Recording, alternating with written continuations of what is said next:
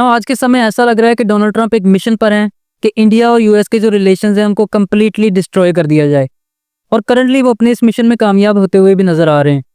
Recently Donald Trump ने Indian economy, जो कि दुनिया की चौथी बड़ी इकोनॉमी है, उसको एक डेड इकोनॉमी करार दिया। और पाकिस्तान के साथ ऑयल ट्रेड डील फाइनलाइज करने के बाद उन्होंने ये बयान दिया कि इट्स परफेक्टली पॉसिबल कि फ्यूचर में पाकिस्तान ही इंडिया को ऑयल सेल कर रहा हो।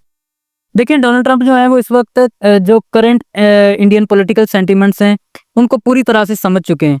और वो ये समझ चुके हैं कि इंडियंस को और मोदी को किस बात से चिढ़ है, और वो बार बार उसी नस को दबा रहे हैं, और ये नस पाकिस्तान है। सबसे पहले तो ऑपरेशन सिंदूर के बाद जब इंडिया और पाकिस्तान दुनिया के सामने अपना ये स्टांस बिल्ड करने की कोशिश कर रहे थे कि इस जंग में जीत किसकी हुई, तो उस वक्त 11 मई को डोनाल्ड ट्रंप ने एक ट्वीट किया जिसमें उन्होंने ये क्लेम किया कि इंडिया और पाकिस्तान के दरमियान ये जो सीज फायर हुआ है ये उनकी मीडिएशन की वजह से हुआ है।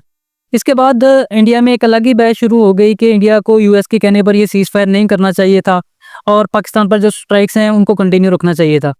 इससे पाकिस्तान को बहुत ज़्यादा फायदा हुआ, क्योंकि पाकिस्तान दुनिया के सामने जो अपना स्टांस था ऑपरेशन सिंदूर के बारे में, उसको पेश करने और उसको डिफेंड करने में कामयाब रहा। इसके बाद अब से कुछ वीक्स पहले डोनाल्ड ट्रंप ने इंटरनेशनल मीडिया के सामने ये क्लेम किया कि ऑपरेशन सिंदूर के दौरान इंडिया के 5 फाइटर जेट्स डाउन हुए। तो इसके बाद इंडिया के अंदर जो पॉलिटिकल इंस्टेबिलिटी है उसमें और ज़्यादा इजाफा हुआ। और यही वजह है कि कुछ दिन पहले जो ऑपरेशन सिंदूर है ये इंडियन असेंबली में एक मरतबा फिर से मौजूद बहस बना रहा। अब डोनाल्ड ट्रंप यही नहीं रुके। कल डोनाल्ड ट्रंप ने इंडिया पर 25% टैरिफ का अनाउंसमेंट किया, और उसके साथ साथ पाकिस्तान के साथ एक ऑयल ट्रेड जो डील है उसका भी अनाउंसमेंट किया।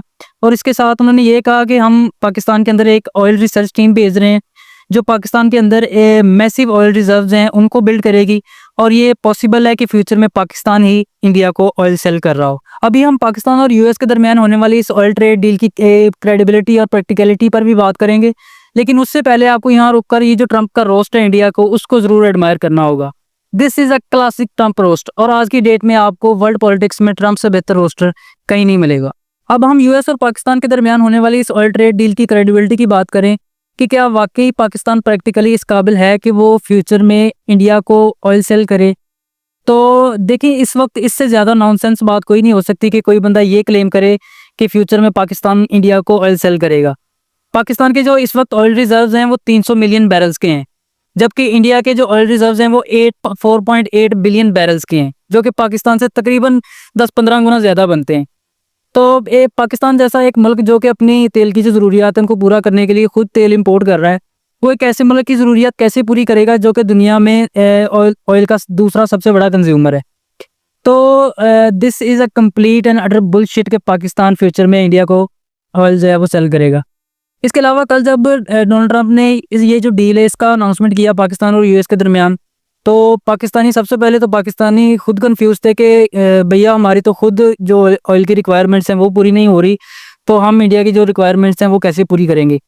लेकिन जब ट्रंप ने और उसकी एडमिनिस्ट्रेशन ने बार बार ये बात की, तो मजबूरन पाकिस्तान को भी उनके इस क्लेम को बैक करना पड़ा, और पाकिस्तान ने भी इसके बाद ये क्लेम किया कि पाकिस्तान और यूएस के दरमियान ये जो ऑयल ट्रेड डील है ये फाइनलाइज हो गई। और अगर हम एक मोमेंट के लिए ये मान भी लें कि पाकिस्तान प्रैक्टिकली इस काबिल है कि वो अपने एक मैसिव ऑयल रिजर्व्स हैं उनको बिल्ड कर सकता है और उन्हें एक्सपोर्ट करके डॉलर कमा सकता है और इससे पाकिस्तान में खुशहाली आएगी, तो ये आपकी सबसे बड़ी गलतफहमी होगी। देखिए, ऑयल को दुनिया में टू एंड सोर्ड कहा जाता है।